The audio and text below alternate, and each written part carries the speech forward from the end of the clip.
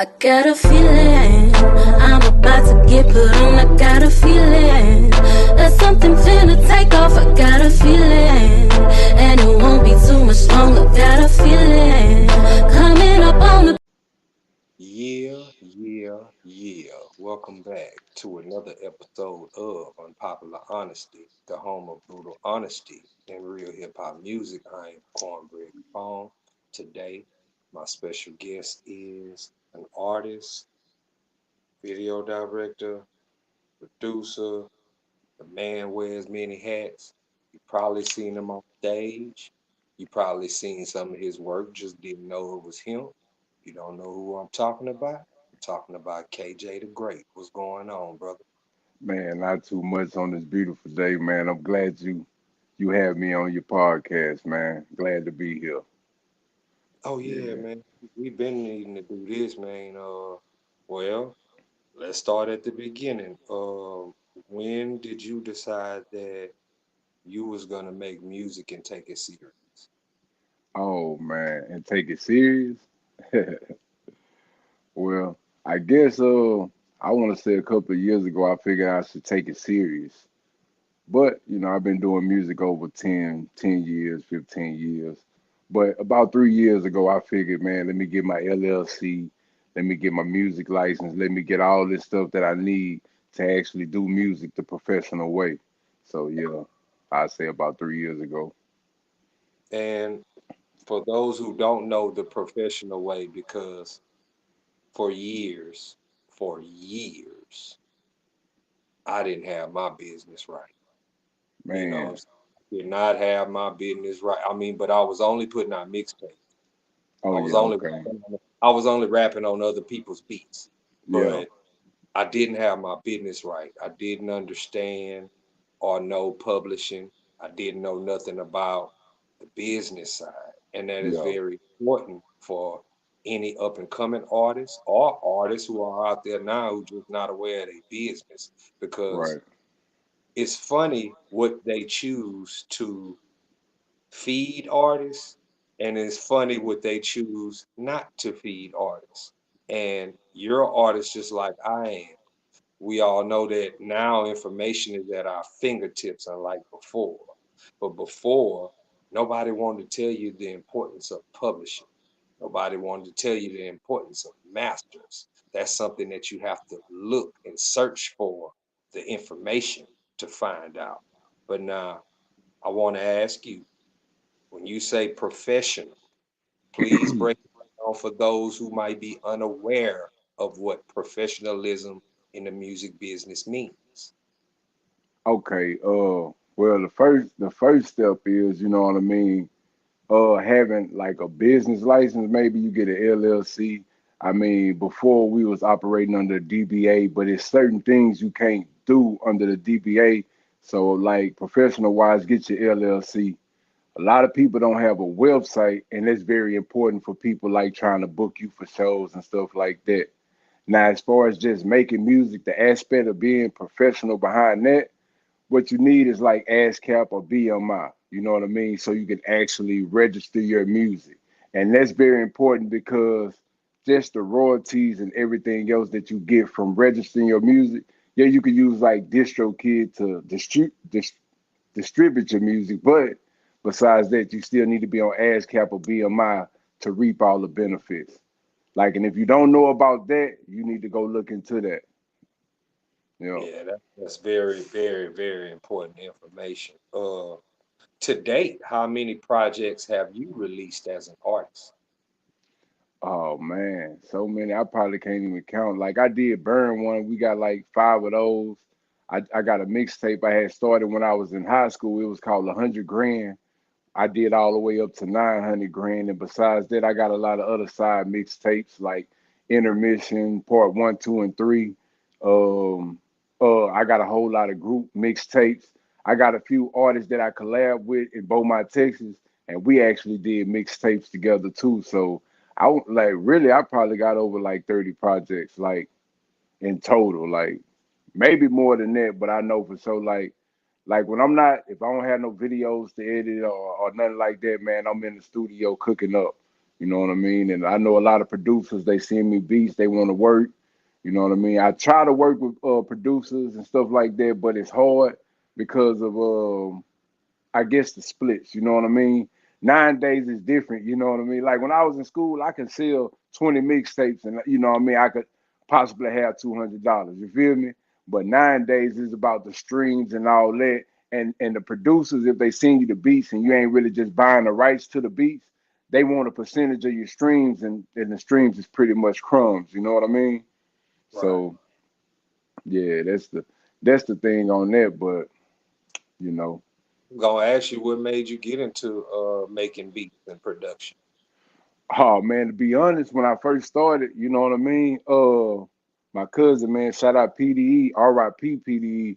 But my kinfolk, this was before the internet was the internet, you know what I mean? Before you had the internet at your fingertips. So what we had was a keyboard. And on the keyboard you could make full beats, right?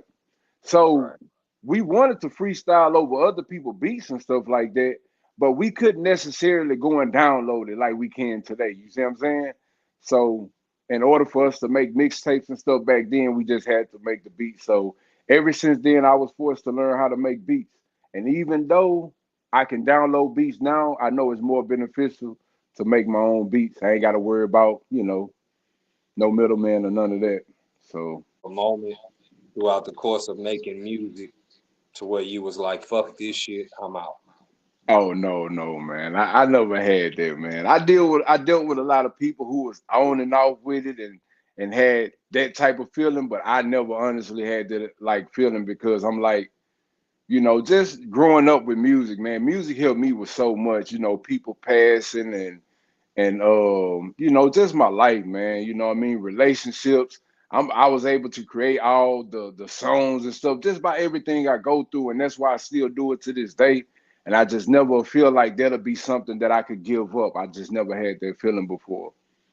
So I'm happy you said what you said. How do you feel about the people who use ageism or say that past a certain age people shouldn't rap? they foolish, bro. Man, hey, I be seeing people say that like I want to say like me and the team we had a heated debate, like a heated debate. So I'm gonna break it down. Somebody had posted like, "Hey, if you still 40 and you trying to rap, yada yada yada, like you shouldn't be doing that." Okay, well if that made sense because this is actually a form of work for us. You feel me? Like we doing this is a business. If that's the case, then whoever out there who when you turn 40, you shouldn't be working at no job. You see what I'm saying? Like to me, that's the best way to be transparent about it. You can't tell nobody they shouldn't be doing something because they 40. You see what I'm saying? Like, or whatever age they are, because work is work. Man, it's people that work till they 70. Whatever your line of work is, you're gonna do it if that's what you love. You know what I mean? So nah, none of that, man. That's crazy. Like for people to say that, and man, come on, man.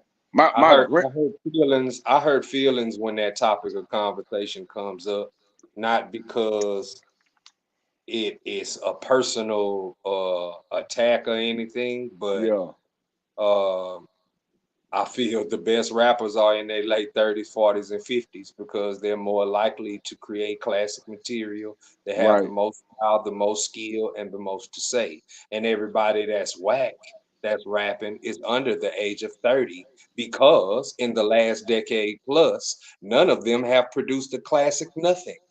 right. Well, and was I'm gonna add to it on that what you saying. The reason why I feel like just because it's more about being trendy and what's now. You know what I mean? Back in the days when they was making albums, they made it so relatable that you can go back to some of that '90s music and jam it today, and it'll still be relevant. You know what I mean? For the most part, you can. Come on, man. I Then say that all the time too because a lot of I have a few friends that say that I'm stuck in the 90s. And yeah, I say yes, I rather be because back then, yeah, my generation had Wonder Woman.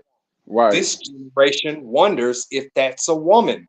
We are not the same. Yeah. And I'm Yep. happy to be from the 90s. I mean, but when you talk about music, it's just what you said. You can put on a Goody Mob or Outkast right now, and Oh it's gonna man. sound fresh as And it did and when it right. came out. Yeah, yeah, exactly. Yep.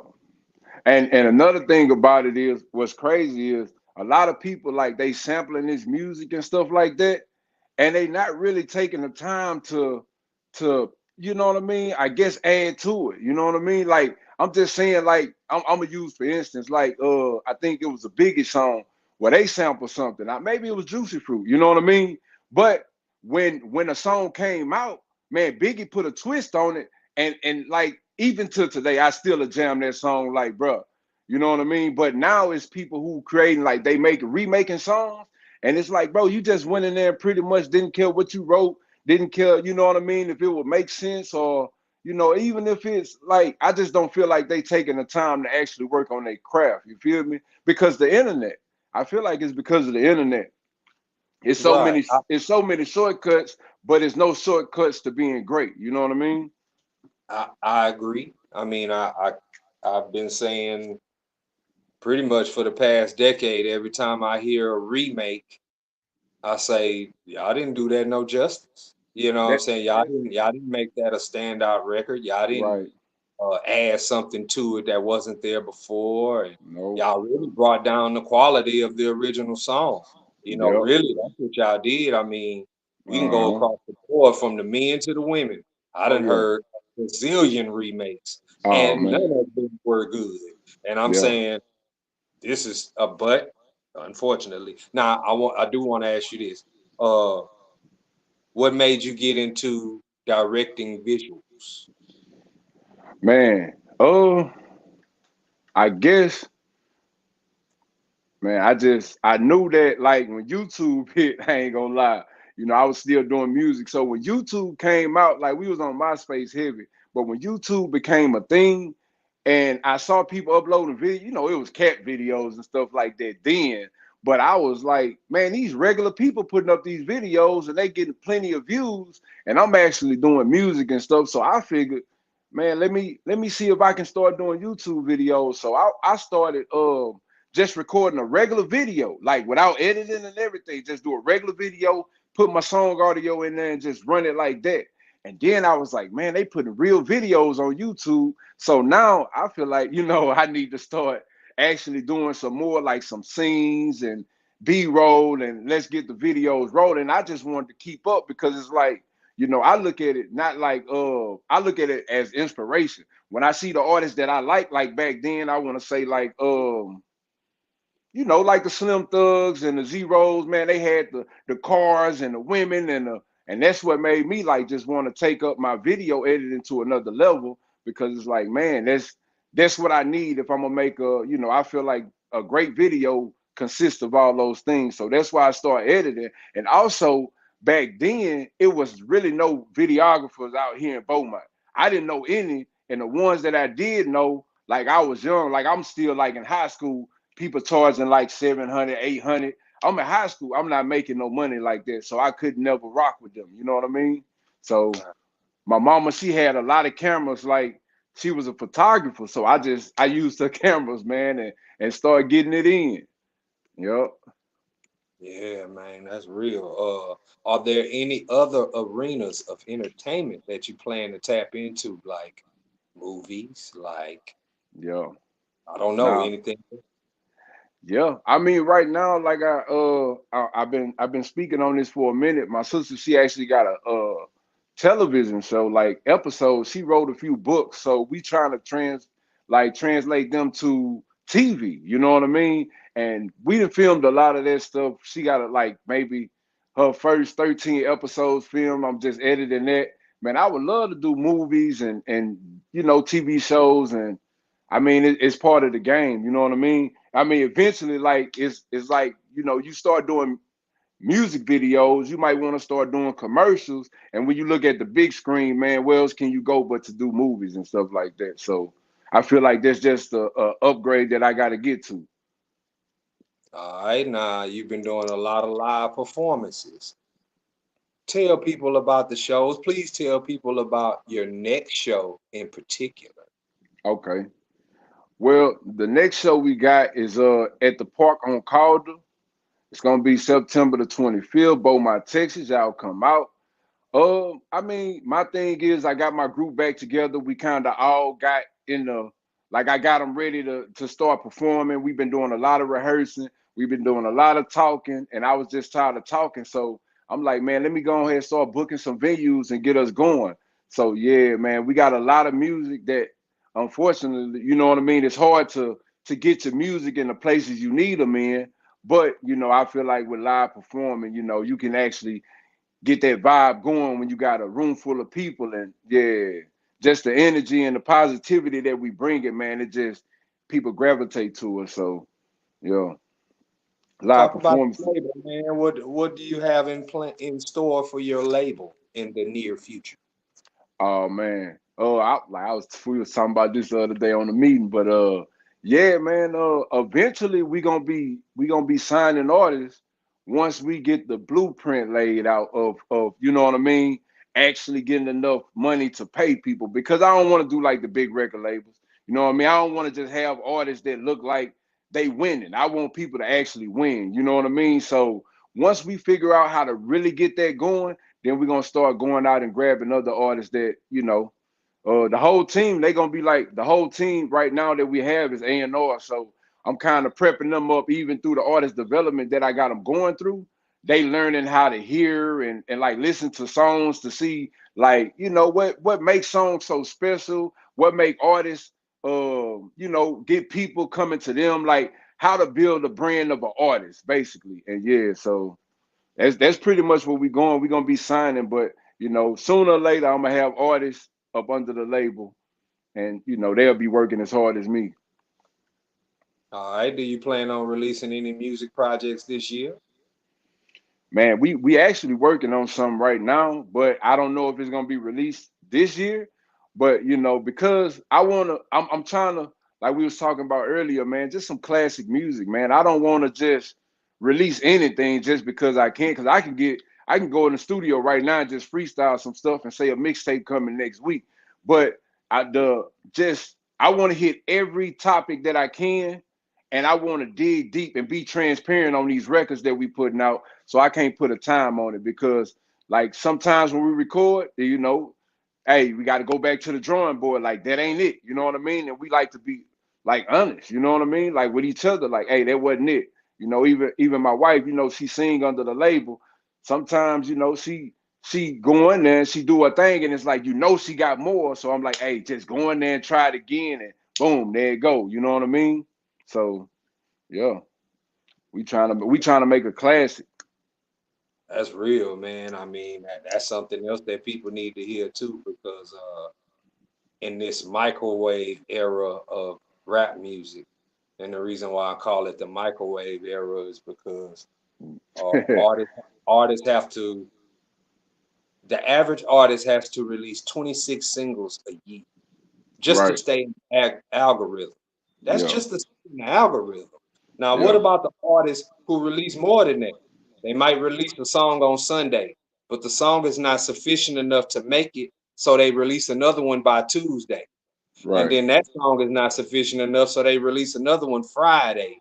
You see how much music you have to put out there just to Yeah. stay in the algorithm? You know what I'm Well, saying? yeah, and I think there's everything to do with the way today works, man. Because back, I'm gonna just say like back in the day, it was different. We couldn't just go live and say we got this new single. You see what I'm saying? So, most people was like doing press runs to even get they albums promoted. Like I don't know if you remember 106 in Park and Rap City. Yeah. People was going around to that's how you promote it. So it ain't like you could just go there on Tuesday because you just recorded a song on Sunday. So, now it's at your fingertips, and the way it is, I think another thing somebody was telling me, like, this the attention span, because you can just keep swiping. Like some people look at their phone for 3 hours and just be swiping, and then you ask them, hey, what did you see? And they like, oh, I don't even know. You know what I mean? It was a bunch of everything, and really nothing stand out because nobody, yeah, nobody really doing nothing to stand out, man. They just really just like, let me put it out. People don't, I'm gonna be real. I don't even think like me with my group, We have listening sessions for like we do once we complete 10 songs, we do a full listening session with the team and a few of our friends and family to see what they think. A lot of people, man, they record the song on their phone and they upload it and there you go. You see what I'm saying? So it ain't like nothing major behind it, man. And I feel you on that microwave shit, man. That's real. Man, I feel you on that listening session because that was something that I saw in Temptations movie, one of my favorite movies, Oh where yeah. but they were doing it song by song. Right. Them, I mean, you do it 10 songs at a time. They were doing it Yeah. song by song. But I think that that type of, that type of setup produces what could be considered classic music because Right. not only are you critiquing it, but you're having people on the outside critique it as well. You Yeah. know, all this is important, and this is what's missing in today's music. That's why it's so whack. I gotta ask you this because I ask everybody this question. Does KJ have a top 10 best rappers? Man, my best rappers, man, they all over the place. And I'm gonna be real, I didn't even really grow up with rap. You feel me? Well, before I started rapping, I really wasn't like heavy on the rap, you know what I mean? Like my few favorite top artists was because of this what I listened to was like Mike and Prince, you know what I mean? Like the Temptations, like I had to listen what the elder people around me was listening to. But once I tapped in, you know what I mean? I'm gonna give you my top 10. This ain't no particular order, you feel me? But I'm gonna say, I guess I'll start with Biggie. Man, once I heard Biggie, he was that boy. I figured he was a beast. You know what I mean? I like Pop, um, Jay Z, uh, man, hey Wayne, yeah, for solo Wayne. Let me think, Boosie because of the from where I'm from, in Mississippi, Boosie was real heavy and yeah, he had something to say. I fuck with him. Man, Outkast, UGK, you know what I mean? Like, let me think who else. Oh, Ludacris. Can't forget about Ludacris. Busta Rhymes. Uh, man, Missy Elliott too. Like, yeah. Oh, man, who else I got? Mm, I don't know, man. It's a lot of great rappers that I really like, and to this day, like yeah. Oh, oh, Method Man. You know what I mean? I don't know what it is about Method Man. That boy just cold. I heard something he dropped. I think earlier this year, and I'm like, bro, this man just don't Yeah, he's still going. He still right. got it. And real, and that's yeah. It's a lot of artists like that. Besides that, I don't know. I don't know how many that is, but yeah, I want to say yeah, you know, for sure. Do you plan on doing any out of the state shows? Oh yeah, we got some stuff coming, but unfortunately, it ain't as easy to go out of state with the team as it is to, you know what I mean, in the state. You know what I mean? So yeah, we got some stuff supposed to be early 2025. We supposed to be going to Shreveport. Um we trying to do something in Atlanta. We haven't got the people haven't got back with us. They said we could do it. We looking at dates. So it's just like to be honest, what it is we got a certain audience, you know what I mean? And we know that. So we can't like the music we doing. I'm not gonna say it's not like we can't get in the club, but that's not our target audience. You know what I mean? So Right. yeah, so it's different with booking like this, you know what I mean? It's like I want to say who I'm trying to think of an artist that's kind of like what we doing.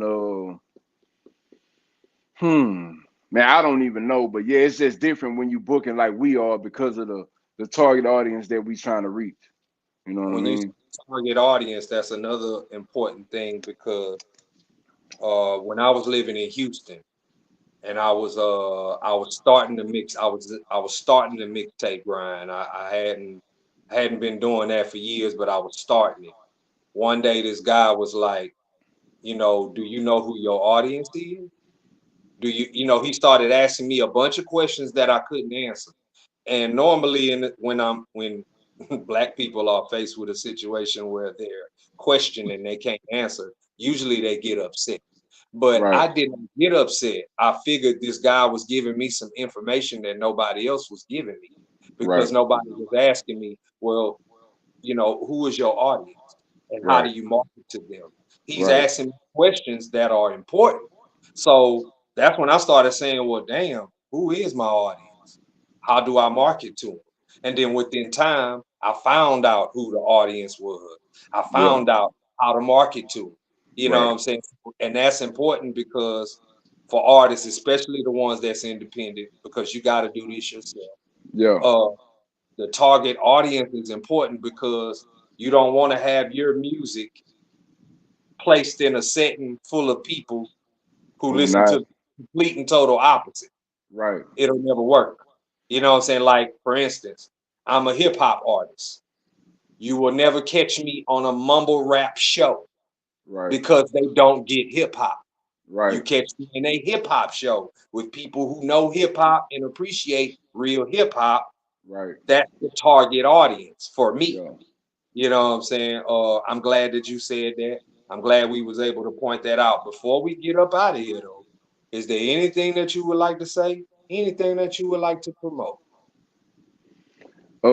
Man, I really, I'm gonna be real, man. I just want to promote God, bro, because I've been getting a lot of visions lately that got me turned up to even have the balls to do this stuff. Because man, in our community, it's just different. Like as far as the unity and everything, man, it's just getting people together and just like you saying about the target audience, bro. Like the only way you're gonna be able to find a target audience is to start doing what you love to do and not necessarily worried about who or what or how it's gonna happen. Just do what you love to do, and most of the time, people just gonna gravitate to you, and that's how we learned it. So I'm just saying, like, for the people who out there who got a dream, I don't care what it is. If you got a merch company, you got a truck company, if you got anything that you're doing, man, just do it all the way you want to do it. You know what I mean? Do your research though. Don't just go out here blind doing something.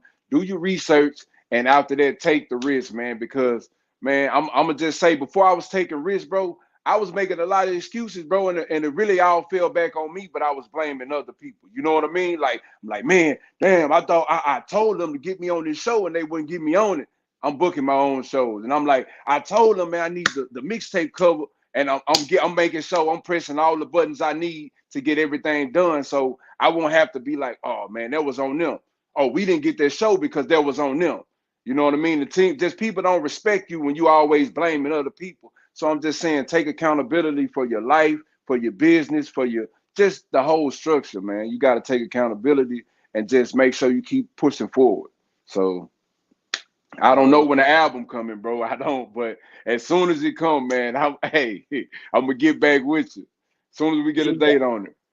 before we get up out of here, I just wanted to give you your flowers because we just did like two videos rather Oh yeah. quickly, and Oh both of them, man, you know what I'm saying? fire, fire, fire, I have not stopped watching Friends since you brought it to me. I probably watched man. it 6 times, and that's Hey, just a testament to your work yeah, and the vision that I had, and it just came to life. yeah, I do want to give you your flowers on that. I do want to give you your props as an artist, as a producer, as a businessman, as a fully functioning record label at this point because you have a yeah. team behind you. And also, if anybody on your team wants to come holler at me on the podcast, Oh yeah, please, for man, sure. open. Uh, Okay. shit, man. I mean, that and also what you said about God because me and another friend of mine who also makes music had a Yeah, conversation about this the other day about just the path, the righteous path of God, and those who choose to follow, and they know that it's a certain set of code and conduct in order to do that. That yeah, you can't be indulging in certain things and living the righteous path of God. And in our community, it feels like God is missing because the devil is everywhere. Right. And that's the reason why I'm bringing it up, because normally I don't talk about Yeah. God and religion and all that stuff, but Yeah. Yeah. it is very important that you said that because a lot of people need God in their life. And we ain't just talking about the ones who make music. Right. Right. So I did want to say, I appreciate you for Oh yeah. saying that, man. Hey, we got to do this again whenever the album get ready to come out. Oh yeah.